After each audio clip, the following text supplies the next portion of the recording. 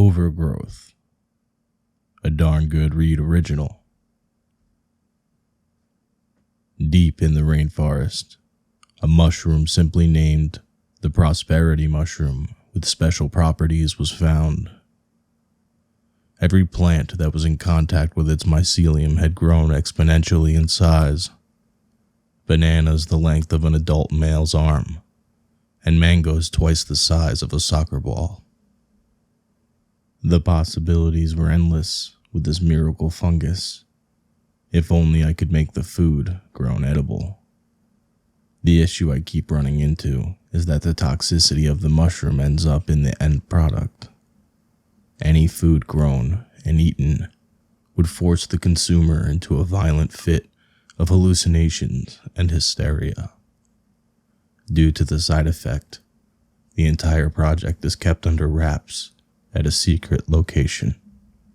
Funded by the US government, my team has tried almost everything to get something to grow. Every combination of fruit and vegetable. Some have much success, some never even start. All of them have the same issue with toxicity. Laura, Bryant, Ahmed, and myself were ready to give up on the entire project. To keep any trace of this mushroom from being cultivated and sold on the drug market, we were poised to destroy it entirely. As the last of the prosperity mushroom was placed into the furnace, Brian spoke up and asked me to hold off. He had an idea that may turn the project around and actually yield viable results. He wanted to mix the prosperity mushroom with another fungus, while at the same time growing a plant with a creeping vine to help boost viability. He chose the chaga mushroom for its detoxing abilities, and pumpkin, as that was one of the vegetables we had left in the seedling stage. Ahmed and Laura helped with the process, and I oversaw their procedure. Almost immediately, we saw results. The vine stretched out fast enough for the eye to actually see. It was truly magical watching this plant grow before our eyes. I ran to get a camera to record our progress, and by the time I came back, the vines of the plant had extended far out in every direction. Giant, golden flowers started to bud along the thick green tendrils. The bed we used for growing the plant could hardly contain the entirety of the massive plant. I congratulated my team on a job well done, making sure to give Bryant credit for coming up with this idea. Exhausted from being awake for endless hours, I asked them to watch over the plant. That if it starts to bear any pumpkins, to come and get me. I volunteered to be the first one to consume the vegetable. The master key card was left with Bryant in case of an emergency. I made my way to my room, and with great confidence, fell fast asleep on my cot. I dreamt of my team being credited with ending hunger around the world, of our discovery being used in space, where astronauts could grow food in conditions that didn't allow anything to grow. I took a huge inhale as I shot up from my sleep. The usual recycled air that dried up my nostrils, occasionally leading to nosebleeds, had a much more natural feel to it now. There was some moisture held within, and a subtle earthy scent filled my nose and lungs. It brought a smile to my face as I made my way toward the lab. My body came to a stop of its own free will. As I turned the corner to the long hallway leading toward the lab, vines covered the floors and walls. It clung to the ceiling as I could watch it growing towards me. Gigantic yellow and white flower buds scattered throughout this jungle of a corridor. I called out to my colleagues and waited a few seconds for a response. Tangled in the vines, I saw movement. An unnatural jerking of human limbs in a vine wrestled free from entanglement. It fell to the floor on its back, frantically trying to roll to its stomach. Finally righting itself, the creature stood on 4 feet. It was clumsy in its first steps, tripping over vines and bumping into the wall. After it stumbled a few steps, its head jerked in my direction. Its dark green face opened up, and it let out a weak screech. In the blink of an eye, it dashed in my direction. Still clumsy in its movements, I turned and ran. The nearest door was the quarantine room, used for when we tested the produce. As I slammed the button to close the magnetic door, the creature had reached its hand inside, trying to grab me. With a creak, the creature's forearm was separated from its body and twitched on the floor. I backed to the other side of the room until my back was against the wall. The creature screamed and frantically slammed against the door. I stood in shock, watching the hand of the creature convulse and then stop. As it did, the green turned brown and started to shrivel up into itself. The creature on the other side of the door had gone silent. I searched the room for any protective gear I could find. Luckily, in case of emergency, we had a hazmat kit inside of the quarantine room. I put on a respirator and a protective suit. I had no weapon available, but I was going to make a run to the supply room nearby. Inside were plenty of tools used in the cultivation of the plants we grew. As I made my way to the door, I stopped to examine the dried-up hand on the floor. It was exactly like the dried-up vines of a pumpkin. On the hand was a finger with a small diamond ring. It was Laura's hand. The realization of my colleagues being turned into these abominations made me sick to my stomach. I hit the button on the wall to open the door, ready for a clash with Laura. Luckily, she had scurried off, probably back into the vines. The vegetation was already growing around the corner, inching closer to me by the second. I walked slowly and quietly toward the supply room. After a couple moments, I approached the door. I pulled it open with a creak, and as the automatic lights turned on, Laura was standing in the middle of the room. Her back was toward me. When the lights turned on, her head started jerking in all different directions at the change in her environment.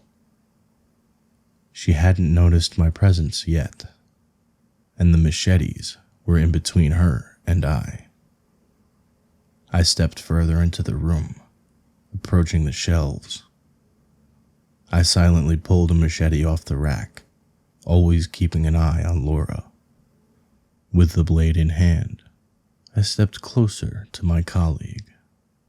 When I was a couple of feet away, I said her name. She swung around to meet my gaze. Face opened, revealing the thorns that filled the void.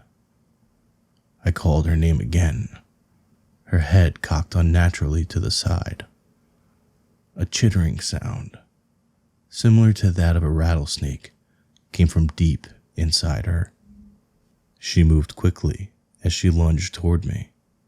No longer clumsy, she grabbed my arm as I tried to back away. Her rough skin and strong grip tore at my protective suit. I swung the machete at her forearms, hacking off both with a single blow. She showed no reaction to the pain, as new arms started to regrow. She sprinted toward me and shouldered me against the wall. I shoved back and raised my machete as she stumbled backwards. Arms and hands now both fully regrown, she lunged for me again. This time, I brought the blade down on her cranium, slicing clean through the brain cavity. The creature dropped to the floor, and blood poured out from the wound. I waited for Laura to begin to heal, but it never happened. Her body turned brown and started to shrivel up, just like her hand before. I stepped to examine her to find that the inside of her head still contained the brain.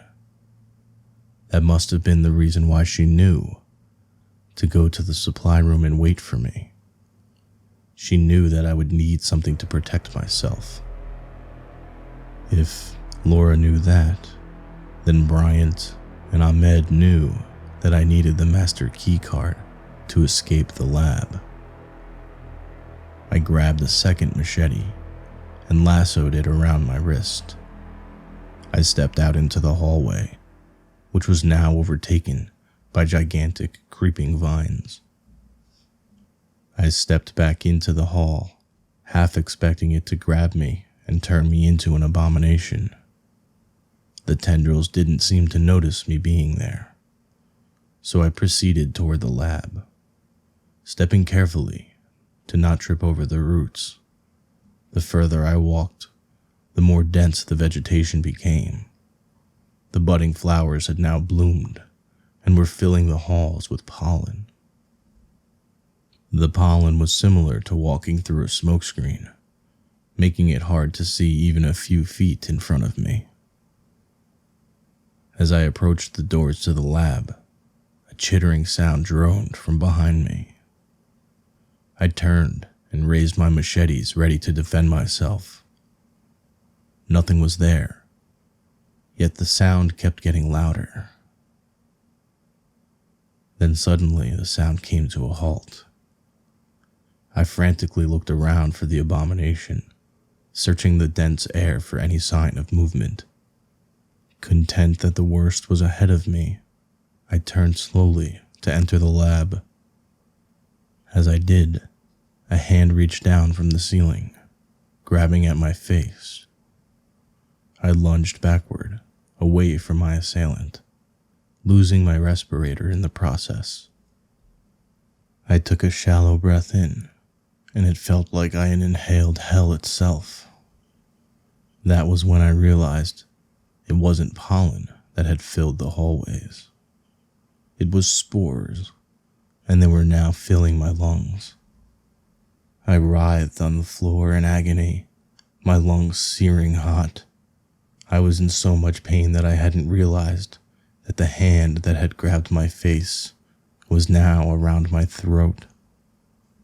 A mouth was opening, revealing the pitch black, thorned darkness inside. As it neared my face, I shoved as hard as I could at the creature's chest, knocking it to its back. I attempted to roll to my feet, but my arm was grabbed by the creature. The sharp thorns on its arm dug deep into my wrist. Blood began pooling inside of my suit. I kicked the monster hard in the chest, its grip slipping and letting go. Realizing I still had a blade strapped to me, I held it tight in my hand. I swung down on the creature's head, freeing my colleague from his prison. I felt around for my respirator and put it back on. The burning slowed as I stopped inhaling the spores in the air. Feeling dizzy from the loss of blood, I sat down with my back on the door of the lab. I ripped off my belt and wrapped it tight around my arm in an attempt to staunch the bleeding. The light in my mind was beginning to fade, but I couldn't stop now. I was so close to getting out of this nightmare. I forced myself to my feet and shoved the door open. The lab had transformed into a vined jungle. I jumped in fear as a loud splat filled the room. Looking up, I saw enormous pumpkins growing along the ceiling. I watched another giant pumpkin fall and explode as it hit the ground. Seeds shot out across the room. Then I saw another creature, standing between me and the way out. Around its neck hung the master keycard. It was Bryant, and he had slowly started walking toward me. He was hunched over, his body tweaking as he approached me. I kept the distance between us until my back hit the wall. Bryant began to chitter with excitement as he got closer to me.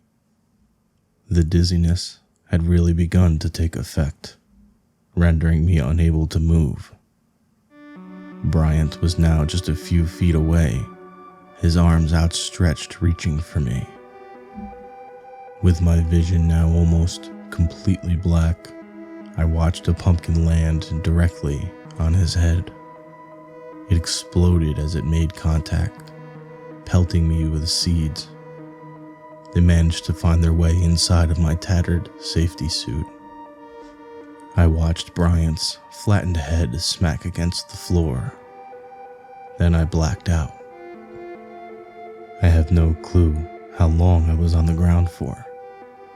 When I woke up, the bleeding had stopped. I plucked the keycard off of Bryant's neck. As I clumsily approached the exit, I felt like my body had become very stiff. My bones seemed to creak with every step. With almost no coordination, I slammed the keycard against the scanner. The door opened, and the last bit of light for the day hit me in the face. In the darkness of the lab, I hadn't noticed the new green hue to my skin. I put my hands in my mouth to find rows of thorns had replaced my teeth. With a hazmat suit full of seeds, I started to walk. I walked toward the sun setting on the city that was less than a night's walk away.